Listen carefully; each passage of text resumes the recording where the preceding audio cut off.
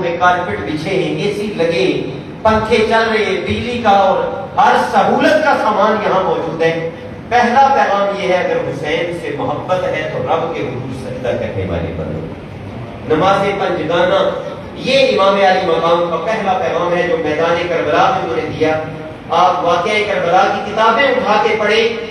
10 محرم الحرام کو فجر کی نماز بھی امام علی مقام نے اپنے خیمے میں باجماعت ادا کی۔ آخری نماز بھی امام نے پردیس میں غربت کے اندر جہاں پانی نہیں تھا اور اسباب زندگی مہیا نہیں تھی، اس میں بھی امام علی مقام نے وہ رات بھی سو کے نہیں گزاری۔ ایک اور بات بھی ذہن میں سامنے آ گئی تو عرض کرتا چلوں، تو آخری رات آئی ہے کربلا کی، تو امام علی مقام اپنے گھٹنوں میں سر رکھے ہوئے قرآن کی تلاوت فرما رہے تھے۔ تو لشکر یزید میں نقارہ بجتا ہے، ڈھول پیٹے جاتے ہیں کہ حملے کے لیے تیار ہو جاؤ، ہم ابھی حملہ کریں گے۔ امام علی مقام رضی اللہ تعالی عنہ کی ہمشیرہ حیدر کرار کی لمحے جگر سیدہ زینب رضی اللہ تعالی عنہ نے جب یہ اعلان سنا تو امام علی مقام کی طرف جب نگاہ پڑی تو دیکھا کہ امام تلاوت قرآن کرتے کرتے محو خواب ان کی کیفیت تھی، سو گئے۔ تو قریب آئی اور آگے امام علی مقام کے سر مبارک کو، کندھوں کو جنبش دی، جگایا اور یہ بات بتائی کہ دیکھیے باہر سے کیا اعلان ہو رہی ہے اور ہمارے اوپر حملے کی تیاری وہ رات کے وقت کر رہی ہے۔ تو امام علی مقام رضی اللہ تعالی عنہ نے اپنے جوان بھتیجوں بچوں کو باہر بھیجا۔ آخری خواہش ہوتی ہے نا بندے کی، جب پتہ چل جائے کہ اب میرا دنیا سے جانے کا وقت آ گیا ہے، تو امام علی مقام رضی اللہ تعالیٰ نے اپنی آخری خواہش جو لشکر یزید کے سامنے پیش فرمائی وہ کیا تھی؟ فرمایا کہ آج کی رات ہمارے اوپر حملہ نہ کرو تاکہ ہم ایک اور رات جی بھر کے رب کے حضور سے لے کر ذکر الہی میں گزاریں۔ جب وہ پیغام دے کے بات چیت کر کے واپس آئے انہوں نے کہا ٹھیک ہے تم سوچ بھی لو مزید اور یہ رات عبادت میں بھی گزار لو۔ تو جب واپس آئے نا تو سیدہ زینب رضی اللہ تعالی عنہا نے دیکھا کہ امام علی مقام مسکرا رہے، توجہ میری طرف، تو پوچھا کہ برادر محترم یہ تو قیامت کا سما ہے اور آپ مسکرا رہے، تو جو آخری رات بھی رب کی یاد میں گزاری نا ان کا انعام کیا ہوا کرتا ہے، وہ یہ بات آپ کو بتایا کہ امام علی مقام نے فرمایا میں مسکرایا اس لیے ہوں کہ ابھی جب گھٹنوں پہ سر رکھے رکھے قرآن کی تلاوت کے دوران مجھے اونگ آئی نا تو خواب میں مجھے نانا جان کا دیدار ہوا، آپ نے اپنے بازو ایسے کھولے ہوئے تھے اور فرمایا حسین بس آج کی رات رہ گئی ہے، کل جنت کے اندر میرے بازو تجھے اپنی آغوش میں لینے کے لیے بے قرار۔ تو امام علی مقام کا پہلا پیغام تو یہ ہے کہ حسینی بننے کا تقاضا یہ ہے کہ امام علی مقام نے سر بھی سجدے میں کٹایا ہے۔ نماز پنجگانہ کے عادی بنی، نماز کے بغیر زندگی میں، مومن کی زندگی میں کوئی رونق نہیں ہو سکتی، نماز کے بغیر زندگی میں چین نہیں ہے، قرار نہیں۔ نبی کریم علیہ الصلوۃ والسلام نے فرمایا ان اقرب ما یکون العبد الی ربہ وهو ساجد، بندہ رب کے سب سے زیادہ قریب اس وقت ہوتا ہے جب اس نے سر سجدے میں رکھا ہوتا ہے، اس وقت جو بھی حاجتوں کو رب کے سامنے پیش کرو اللہ اسے پوری کرے گا۔ دوسری اور آخری بات عرض کر کے گفتگو کو سمیٹوں، شہدائے کربلا کا دوسرا پیغام صبر کا اور استقامت کا پیغام ہے۔ آج کسی کا ایک جوان بیٹا حادثے کی نظر ہو جائے نا تو مائیں کئی سال تک ان کے غم میں آنسو بہاتی رہتی ہیں۔ میرے ایک جاننے والے تھے، انگلینڈ میں رہتے تھے، 2 سال پہلے وہ نوجوان پاکستان آیا، اس کی ماں بھی ساتھ آئی اور اسے لے کے میرے پاس ادارے میں آئی کہ یہ چند مہینے پاکستان رہے گا، آپ کے پاس آیا کرے گا، اسے روزانہ کچھ نہ کچھ ترجمہ قرآن پڑھا دیا کرے۔ اس نے آنا شروع کیا، بچے نے چند دن گزرے تو وہ آ رہا تھا مدرسے میں پڑھنے کے لیے، تو رستے میں گاؤں میں لوگ آپس میں لڑ رہے تھے، وہ چھڑانے کے لیے آگے بڑھا تو اسے گولی لگی، موقع پر بچہ ہو گیا۔ 2 سال اس واقعے کو ہو گئے، اب بھی اس کی ماں کو دیکھے تو وہ پاگلوں کی طرح لگتا ہے، بچے کے غم میں، اس کی جدائی میں، کہ بڑا نیک سیرت نماز پڑھنے والا شریعت کا پابند بچہ اور ایسے 5 منٹوں میں وہ راہی اجل ہو گیا۔ تو ایک بیٹا جوان اگر حادثے کی نظر ہو جائے نا تو گھر والوں کی زندگیاں آزاد ہو جاتی ہیں۔ میں کیوں نہ سلام محبت پیش کروں امام علی مقام کو کہ ایک سے بڑھ کر ایک لاشا اپنے ہاتھوں پہ اٹھا کے پھر بھی الحمدللہ کہہ رہے ہیں۔ یہ جو طبقہ ان کے نام پہ بے صبری کا اظہار کرتا ہے، سینے پیٹتا ہے، ماتم اور زنجیر زنی کرتا ہے، یہ ان کی کتابوں میں بھی یہ باتیں لکھی ہوئی ہیں کہ امام علی مقام کے سارے رفقا جب شہید ہو گئے سوائے امام زین العابدین کے، اور امام اپنے حجرے سے نکلنے لگے تو حضرت سیدہ زینب کو اور خواتین خانہ کو بلایا اور فرمایا میں جانے سے پہلے تمہیں ایک وصیت کرنا چاہتا ہوں۔ انہوں نے کہا فرمائیے، تو آپ نے فرمایا مجھے پتا ہے تھوڑی دیر کے بعد مجھے قتل کر دیا جائے گا، میرے لاشے پہ گھوڑے دوڑیں گے اور میرے بدن کو زخموں سے چور چور کر دیا جائے گا۔ سیرت نگار لکھتے ہیں کہ امام علی مقام رضی اللہ تعالی عنہ کے جسد اطہر کو جب غسل دیا گیا تو 33 بڑے زخم تھے آپ کے بدن میں۔ آپ نے فرمایا مجھے پتا ہے یہ میرے نانا کا وعدہ ہے جو پورا ہو کے رہنا ہے، لیکن جب میں فوت ہو جاؤں تو میری بہن میری لاش کے اوپر اپنے بال نہ کھولنا، اپنے رخسار نہ پیٹنا، آہوزاری نہ کرنا، چلانا مت۔ کیوں؟ فرمایا اس لیے کہ میں نے اپنے نانا جان کو یہ فرماتے ہوئے سنا تھا، حضور نے فرمایا تھا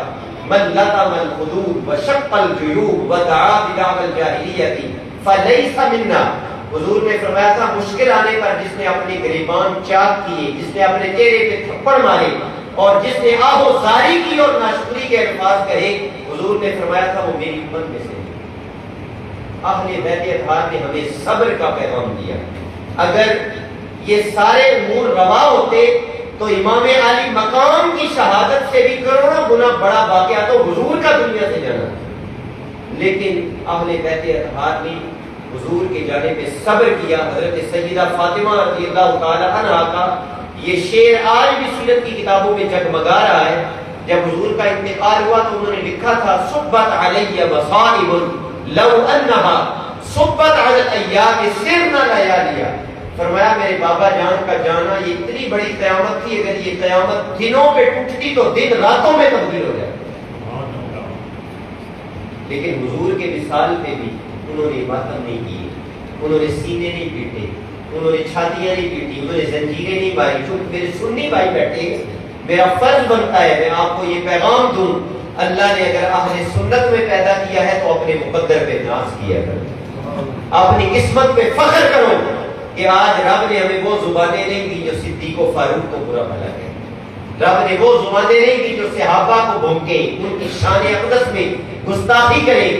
اللہ کا شکر ہے ہم حسنین کی محبت کے تذکرے بھی سنتے ہیں تو ان زبانوں سے سنتے ہیں جو ابو بکر عمر کی شان بیان کرتے ہیں۔ سنی رہے۔ لباس کے حوالے سے جو ہی محرم آتا ہے ہمارے بولے والے لوگ اپنے موبائل فون پہ ٹون بھی لگائیں گے تو کسی برسیے کی، اسٹیٹس بھی لگائیں گے تو بد عقیدہ لوگوں والا، لباس بھی ان جیسا، اور کوئی نہ ہو خود نہ بھی ماتم کرے تو شغل میلے میں ان کو دیکھنے کے لیے چلے جائیں گے۔ امام علی مقام رضی اللہ تعالیٰ عنہ کی عظمت یہ نہیں اور اہل بیت کی عظمت یہ نہیں کہ مصیبت آنے پہ انہوں نے واویلا کیا۔ میں تو ایک جملہ کہا کرتا ہوں کہ یہ تو ایک کربلا تھا نا، اس جیسے ہزاروں کربلا بھی آتے امام علی مقام اپنے جوتے کی نوک سے پرے کرتے۔ ان کا صبر تو اتنا بلند تھا، ان کا حوصلہ اتنا بلند تھا، ان کی شان اتنی بلند تھی۔ نبی کریم صلی اللہ علیہ وسلم کا خون ان کی رگوں میں تھا، اس لیے اہل محبت، اہل احترام، اہل سنت و جماعت ہی ہیں جو صحابہ سے بھی، اہل بیت اطہار سے بھی، پنجتن پاک سے بھی، چار یاروں سے بھی، اولیاء کاملین سے بھی، اور حضور کی ازواج مطہرات سے بھی سب سے محبت رکھتے ہیں، سب سے پیار رکھتے ہیں، اور انشاءاللہ یہ محبتیں ہی ہیں کہ جو ہمارا بیڑا کنارے کے لے ہیں۔ انہی محبتوں کے سلے میں اللہ ہمیں جنت میں ان کی رفاقت اور معیت عطا فرمائے گا۔ اللہ کریم میری اور آپ کی حاضری قبول فرمائے۔ تمام اہل محبت ایک بار سورہ فاتحہ، 3 بار سورہ اخلاص شریف پڑھ لیں، قاری نذیر صاحب کے والد سارے ثواب کے لیے، اور پنجتن پاک اہل بیت اطہار کو کی بارگاہ میں نذرانے محبت پیش کرنے کے لیے دعائیں خیر۔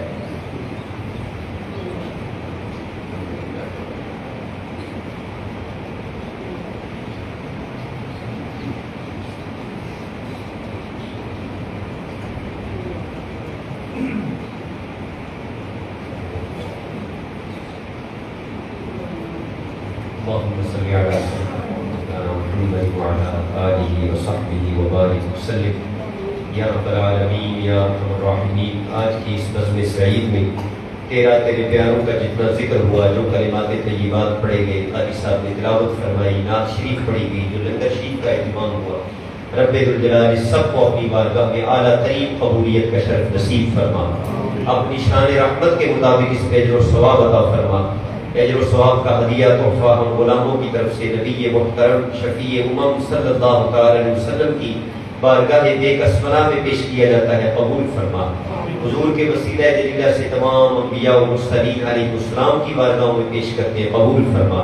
حضور کے والدین کریمین، تمام صحابہ و صحابیات، ازواج مطہرات، اہل بیت اطہار، بالخصوص سید الشہداء امام علی مقام سیدنا امام حسین رضی اللہ تعالی عنہ اور جمیع شہداء کرب و بلا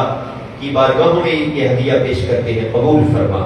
تابعین، تبع تابعین، تمام سلاسل کے اولیاء اللہ، بزرگان دین، مشائخ کرام، علماء، فقہاء، محدثین، مفسرین، شہداء اسلام، صالحین، اس آبادی کے جتنے اہل ایمان یا رب العالمین اس دنیا سے جا چکے، حاضرین محفل کے جتنے آباء و اجداد اس دنیا سے جا چکے، یا اللہ سب کو اس کا ثواب عطا فرما۔ بالخصوص قاری نذیر صاحب کے والد گرامی مرحوم و مغفور کے روح کو اس کا ثواب پیش کرتے ہیں، قبول فرما۔ یا رب العالمین ان کے درجات بلند فرما، بخشش و مغفرت فرما۔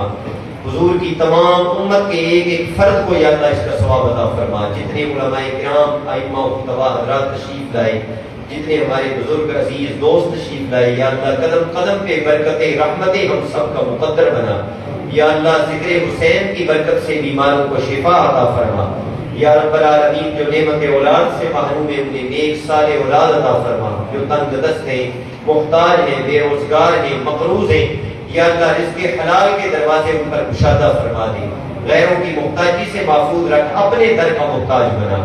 یا رب العالمین ہمارے وطن عزیز کی خیر فرما، حضور کی تمام امت کی جان مال عزت آبرو کی حفاظت فرما۔ وصلی اللہ تعالی علی حبیبہ سیدنا محمد وعلی آلہ واصحابہ اجمعین۔ اگر آپ حضرات محسوس نہ فرمائیں تو میں ایک درخواست یہ کرنا چاہتا ہوں کہ جتنے لوگ آپ درس قرآن کے اختتام پہ ہوتے ہیں،